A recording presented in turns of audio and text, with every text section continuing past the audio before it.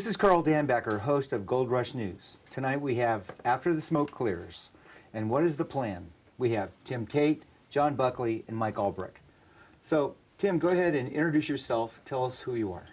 My name is Tim Tate. I'm the District Fee Timberlands Manager for the Sonora and Martel districts of Sierra Pacific Industries.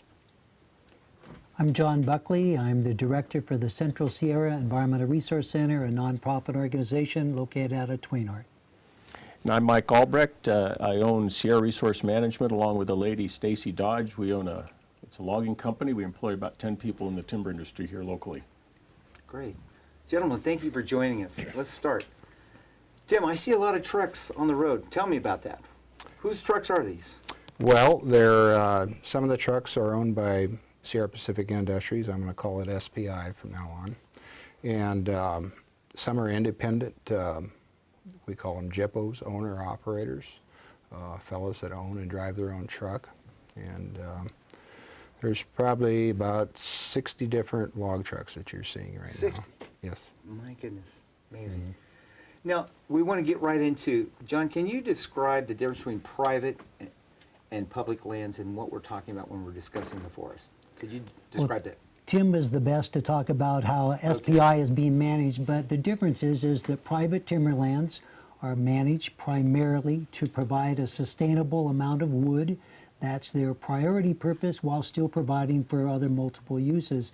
But on federal lands, the U.S. Forest Service lands, there's a multiple use mandate that in theory provides parity, provides balance between everything from range to water to wildlife, recreation, vegetation, a wide range of things.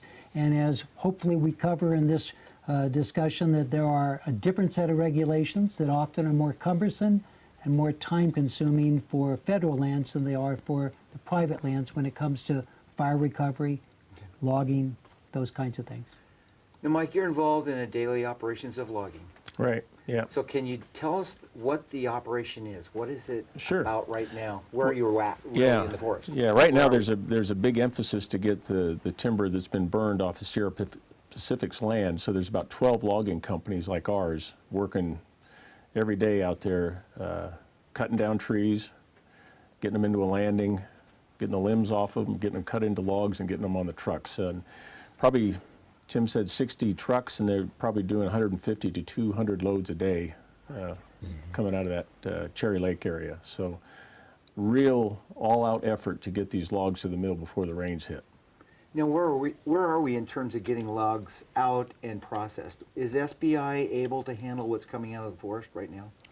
Yes, we are. We're taking in about 200 loads a day at our Sonora mill right now, and I'd say about 60 a day at our mill at Chinese Camp. Okay. Almost all of the logs that you see on the road right now are coming off SPI property, or at least a good 80 to 90% of them are. Okay. And we are also taking some of the loads to our mill at Lincoln. All right. So how much of the processing is done mainly in Tuolumne County and the contractors involved on a percentage basis, would you say?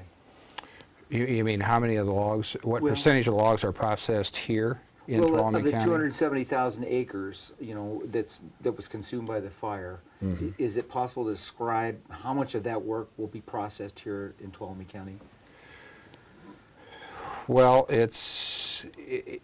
all of the operations like we're conducting now really are the vast majority of that's going to have to happen prior to 2016. So in the next couple of years, 2014 and 2015, will all of that material be salvaged in those short 2 years? No, I don't think so. John, as you shake, there's an 18 to 24 month window, right, in terms of decay issues? Yeah, and just even when the fire was still being wrapped up, Mike and I actually had gotten together and were pressing the Forest Service to be planning for urgency, because we both knew just from looking out to the fire, the scale of it. 257,000 acres is actually the total amount of acreage. I think somewhere around 16,000 or so burned on SPI land, or something like that, is in the vicinity. Yeah. We had 16,000 acres inside the fire perimeter. Okay. And of that 16,000, we had about 10 to 12,000 that was severely damaged. Okay, and there's 77,000 acres in Yosemite Park, which leaves the bulk of that, something around 160,000 acres or so, that are national forest lands. But out of that Forest Service land, a huge percentage out in the front country was just oaks and brush. But there is a vast area that we have looked at visually that was conifer forest that has been roasted.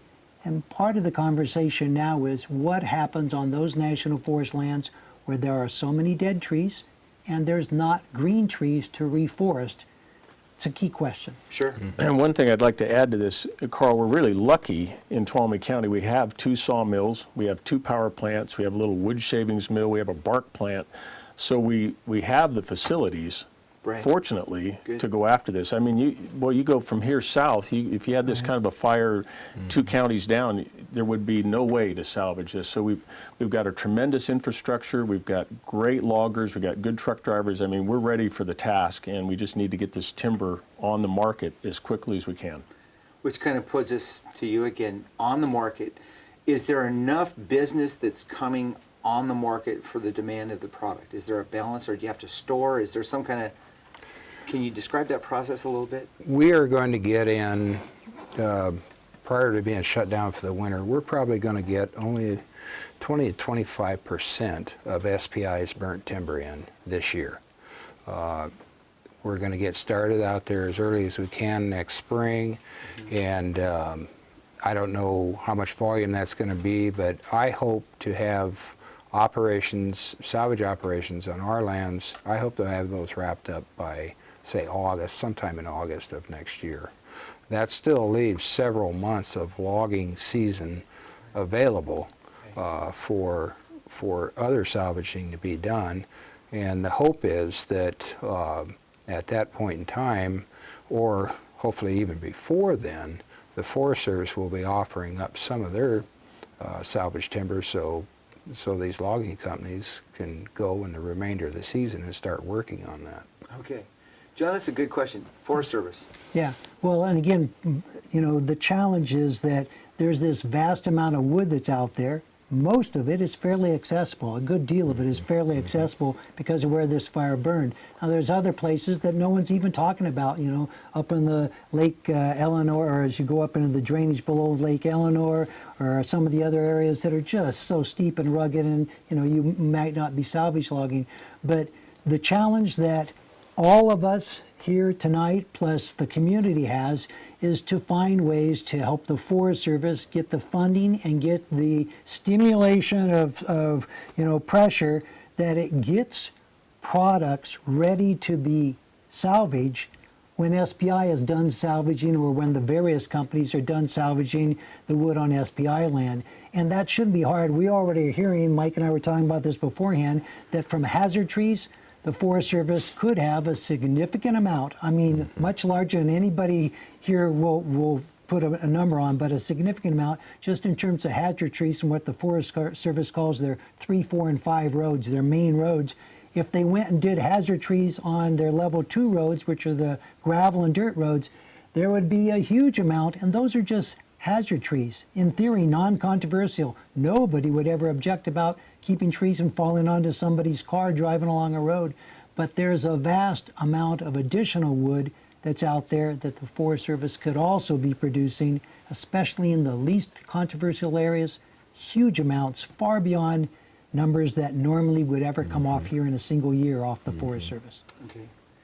And there's support for that from So the there local is. community. Okay. Now, on the, let's say on the state and federal congressional side, do you have the money you need to make this happen? Are we short? And if so, where would that money come from? Well, there's a couple of ways to answer that. First of all, I think people need to know this program can generate income. Right. A lot of income. So it's almost pay as we go kind of thing. Well, yeah, it can. This will return money to the Treasury. So there's money needed to get the planning done and get the sales prepared. But once they're sold, they're going to generate income. And so, personally, I can't fathom why Congress wouldn't say, "Hey, let's get the seed money we need to get the sales prepared." Because once we get the program going, this is going to be a revenue-generating operation. I mean, we've done this many times already. We've had big fires in Tuolumne County. We've gotten them salvaged. The Forest Service has moved pretty quickly. Their process has gotten a little more cumbersome over time, but I think the potential to have this work well is there, because as Tim said, their program will kind of wind down in July. Well, if the Forest Service can be ready with a lot of timber in July of next year, which is a long way off, they got a lot of time to plan, this can dovetail very well and we can keep moving. So to keep moving back to you a little bit, Tim, in what's called implantation, is that kind of like a farming process where you actually can prep the land, get it ready to be seeded? Does this involve you or other people, or Sure. can you explain that implantation process? Am I saying it right? Implantation? Let's call it regeneration. Regeneration. Okay. Planting trees, right? That's Sure, okay. sure. Getting the next forest started, really, Yeah. basically. What we're trying to do out there is, as quickly as we have these severely burnt trees taken off the landscape, we have like Mike's company and some other contractors are coming along and doing what we call deep tilling. So they're using large crawler tractors with these ripping tines on the back, and the ripping tines are probably 3.5 feet in height, and there's 2 tines on the back of the cat. So as the tractor moves along, these tines rip into the soil and furrow the soil, and we're doing this, the tractor is moving on contour. So what you wind up with is kind of like a plowed field, for lack of a better description, and it's breaking up what are called hydrophobic soils, which are soils that got so hot during the fire that the dirt, particularly granitics, actually melt and form an impervious layer on top of the soil. Almost like a glass kind of layer? Exactly. It creates a glassy layer on top of the soil, and those become very, believe it or not, very erodible soils, because the water, instead of percolating into the soil, it just runs off the top and carries all that ash and debris from the fire down to watercourses, which is a very negative event. Sure. So this ripping serves to break up the soil. The other thing that it does, and allow for better infiltration and prevents sediment from moving off the hillside and into watercourses and so forth, which is a very common post-fire effect. The other thing that the contour tilling does, it creates a very good plantable site. So we're going to be coming along, not so much this winter as in the winter of 2014, 2015 is when we'll be doing the vast majority of our regeneration effort out there. By then we'll have the entire property will be logged, it'll be deep tilled, and it'll all be ready for trees. And we're going to come along at that point. Generally in February and March is when we do our tree planting. And we'll plant a whole new forest, several, 4 to 5 different species on most of the sites, and we'll get a forest growing there again. Great. And our hope is that the Forest Service is going to be doing something similar in as much of the How do you areas cooperate they with them? can. How do you get that to blend? Well, I was going to say part of it, and I'll answer that question, but part of the question also is there enough money? You know, if Tim was talking about that they had really hot, severe fire in 10 to 12,000 acres or so of their land that was in the fire perimeter, again, we've seen that the Forest Service, just in one block of land out there alone, we estimated somewhere around 30 to 40,000 acres had almost no trees that had survived. One especially large block out there. But overall, the Forest Service in conifer lands might have 60,000 or maybe even more that got burned. The Forest Service only has so much staff. I mean, it's just a reality. They only have so much staff. So to follow through and to plan where to do treatments, whether it's intensive planting of trees, or first you have to get the salvage trees out so you're not dropping the salvage log on where you're going to be planting the reforested trees and all this. All of this takes planning. It does take some level of field work and other things. The challenge is the Forest Service will need to be strategic. Our hope, the original vision that not just a number of us here, but even groups like the Tuolumne River Trust and the local Sierra group, Sierra Club group, and the local Audubon group, and many and county governments and TrueCare and many different organizations all had a common goal, was to get enough funding to get more Forest Service staff here, to get folks who come in, they call them detailed in, to do extra planning so they can have the work done. Because my frustration will be if the places that everyone can agree should be salvage logged and reforested don't get there before the wood rots, because the process just got drawn out because it's a big government bureaucracy, and that's a challenge. I personally have expressed a lot of skepticism whether, because of the scale of this fire, the Forest Service is up to it with its limited staffing. The more money that comes in, the more the Forest Service could do it. Mike, do you see a lot of red tape kind of? I know Governor Brown just signed last Friday an executive order to eliminate and remove all the obstacles and the red tape, the environmental issues. And I assume on the federal level that's can you address that a little bit, like the delay process? Well, yeah, I mean, government and moving quickly that's a real oxymoron usually, and we do need to move quickly here. Yeah. But and John described some things pretty well. I'll say this is not rocket science. This is, and forestry is a very scientific, it's a great profession, but when you have this vast of an acreage burned to the level it is, it should not be very hard to get out there and get some things done. Usually the impediment to it is disagreement. Right. You have people saying, oh no, we want it done this way, no, we want it that way, don't do this, don't do that. Here, really you have Tim and I in the timber industry, you have John here representing the environmental community, all saying the same thing. This needs to be done quickly. Good. It needs to be done well. We're the best at it in the world. We got the facilities here. So that kind of takes away, I think, maybe some of the excuse not to move quickly. Good. So it's like, okay, what's the problem?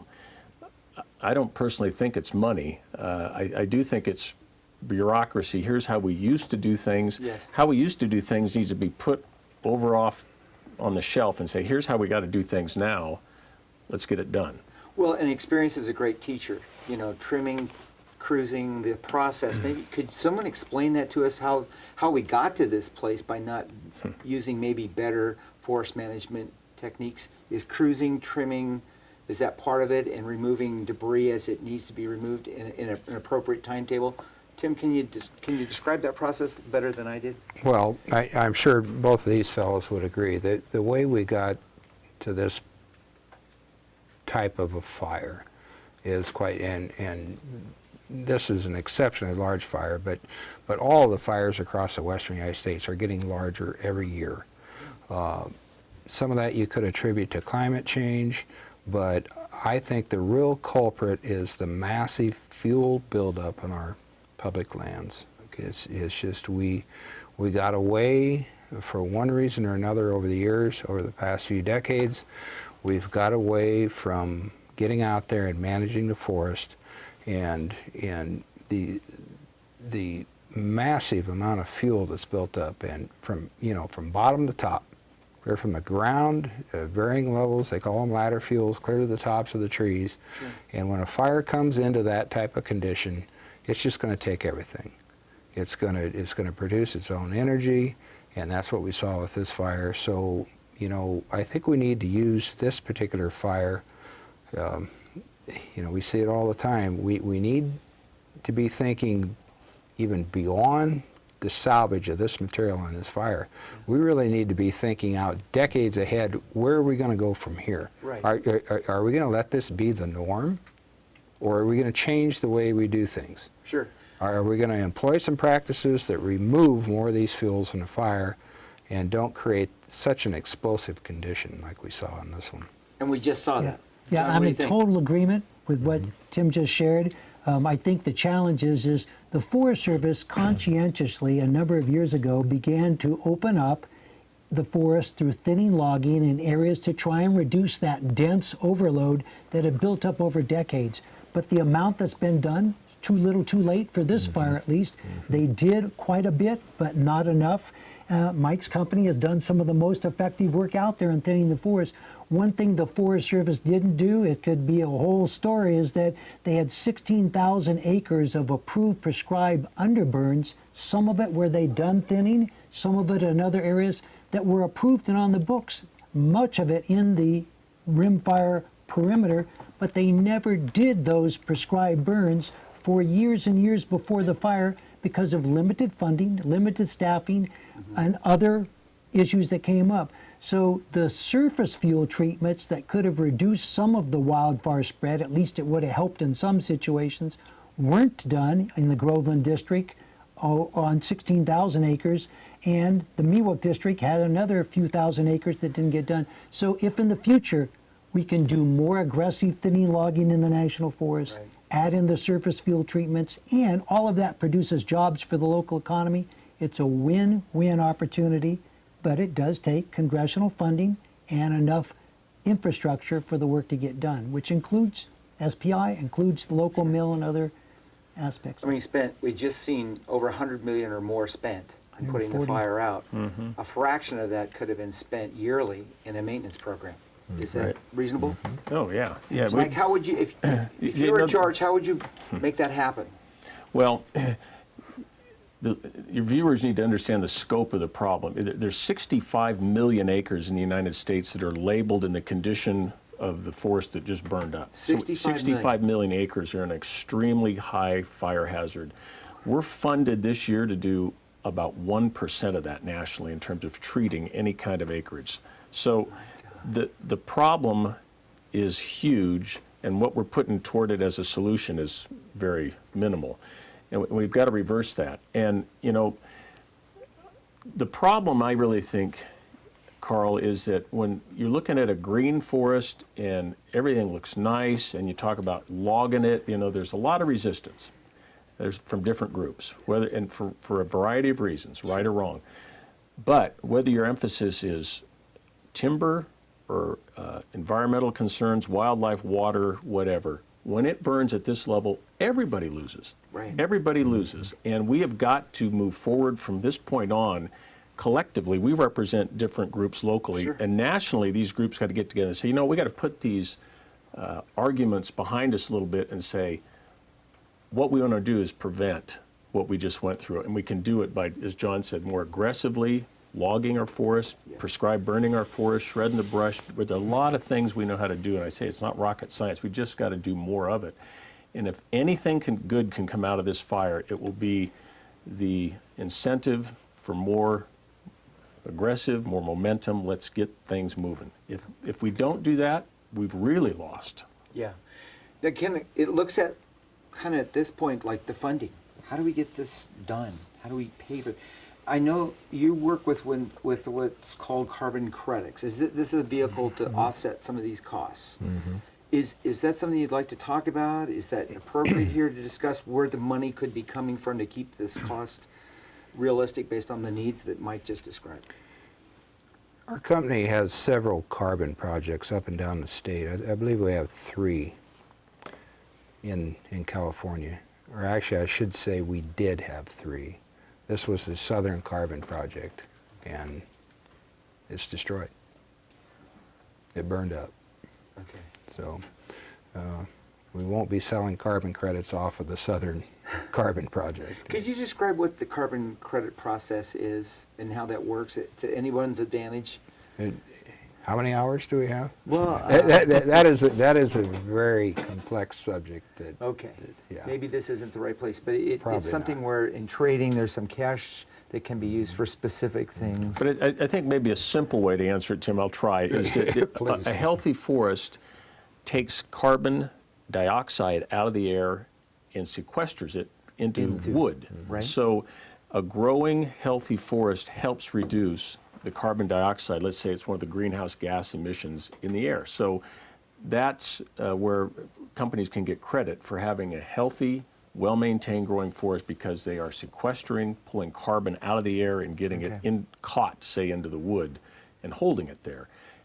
When it burns up, it gets released again. So we don't want it to burn up. We want it to be made into boards and built in homes, and it stays sequestered. That's probably, Tim was probably right. I shouldn't even have gone there because now I've gotten too complicated. But there is an answer to your question that is a simple answer about other funding mechanisms. Yes. Everybody in California that's downslope from the Sierra Nevada, almost everyone, uses water from the Sierra Nevada. They are the water customers, especially Southern California, the Bay Area, and other places. Okay. They have, whether they choose to think of it or not, an investment in these watersheds, but they're not paying for anything. PG&E, East Bay Mud, all these other ones, LA Water and Power, are not paying to help manage the forest so they won't burn up, like just has happened, and create watershed damage. So Turlock Irrigation District, Modesto Irrigation District are going to have huge, there's no question they will have huge amounts of sludge go into their reservoirs. It's impossible for there not to have from this Tuolumne River watershed in particular. There is an opportunity for customers to pay a few cents a month on their bill that would add up to many millions of dollars to go to the watersheds where their water or their hydropower is being produced. There are these kinds of opportunities in addition to Congress finding more dollars.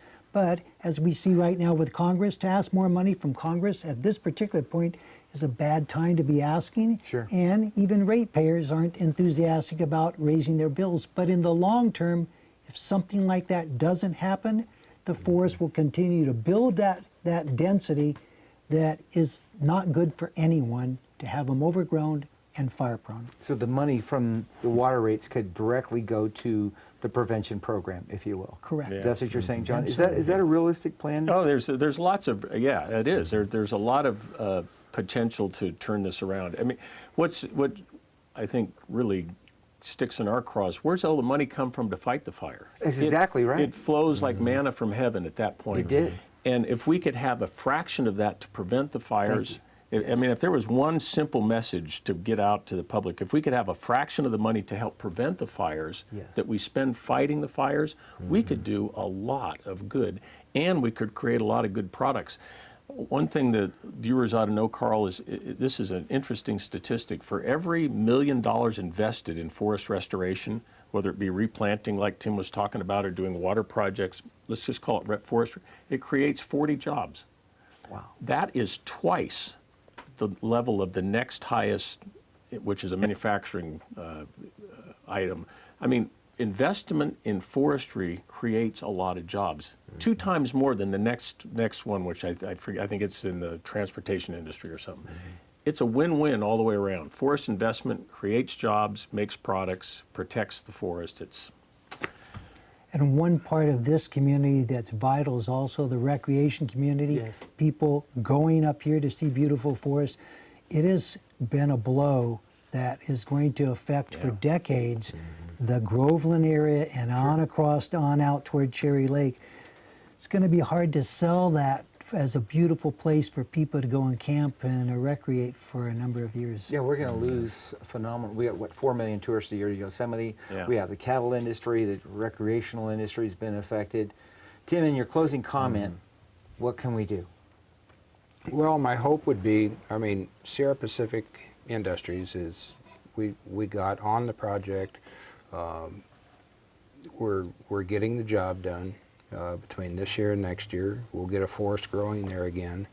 My hope would be that the Forest Service, at least in as many areas and in the right areas, that they do the same thing. They're going to be a little slower. We know that they have different processes that they have to go through. We know they're going to be a little slower, but they really need to get started and try and make this happen as quickly as they can. Okay. John, how would we get the Forest Service to kind of join the concept here? I mean, think everything's the being Forest said, Service, you'd yeah. agree with what Right. these gentlemen are saying, right? Right. I think the Forest Service is on board. Good. But the question is will they move in the same ways they feel committed to do it? As someone said, can they do the same as they would if the fire was burning with this fire recovery? And my hope is that the Forest Service not only shows that they can step up to this particular task, but they do it with an ecological bent or an ecological aspect that can be used in other fire recoveries and other salvage logging, other reforestation areas to get them going speedily as well. Great. Mike, is it possible to bring all these people to the same table and agree? Well, here we are. And it shouldn't take a 270,000 acre fire to get us here. You would think. But we're here and we're agreeing, and I think that we just need to build on that. And the Forest Service has a big part to play in this, and I think, as I'll say it again, they've done it before, but I think if we can move away from where we've been going more and more toward preservation, I think if we can get a little bit more toward wise use of our natural resources and protect all the values out there, create a healthy forest, we're in agreement. Great. Let's go. Thank you. Gentlemen, I want to thank you for joining us tonight. Appreciate your efforts, and we look forward to doing this again, maybe another committee like this or a panel. On behalf of Gold Rush News, I'm Karl Dambacher, and thank you for joining us.